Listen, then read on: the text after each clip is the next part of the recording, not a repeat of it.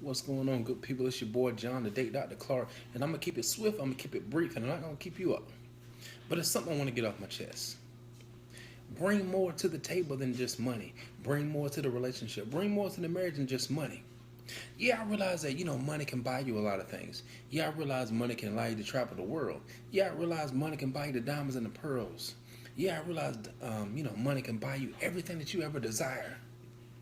But I guess the question now is, what happens when you lose it all?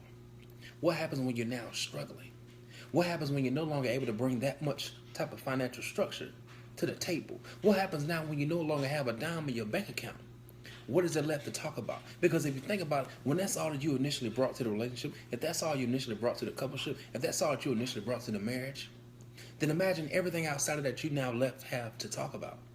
Imagine the average relationship nowadays that only brings and only caters and only desires and only has that much passion about financial structure. What happens when we lose it all? What happens when we no longer have that blessing? What happens when we now have to suffice and now have to survive on the principles? What happens now when we have to survive on the communication? What happens now when we have to survive on how to love each other the correct way? What happens now when we have to revive on, attending and praying and doing the right thing that can really keep a relationship together? What happens when now we can revive on the things that can really keep a marriage together? Ladies and gentlemen, do you hear what it is that I'm saying? Bring more to the table than just financial structure. Bring more to the table than just finances. Bring more to the table than just money. Because if you think about it, those type of things can just vanish. Those type of things can just leave. How about we bring more to the table, such as promoting communication? How about we bring more to the table on remembering to have fun? How about we bring more to the table and remember how to love each other the correct way? And last but definitely not least, but it should have been first, how about bringing the Lord to the table, ladies and gentlemen? Because out of those four things, neither can depart ways unless we make a choice to do so. Neither can just vanish unless we make a choice to do so.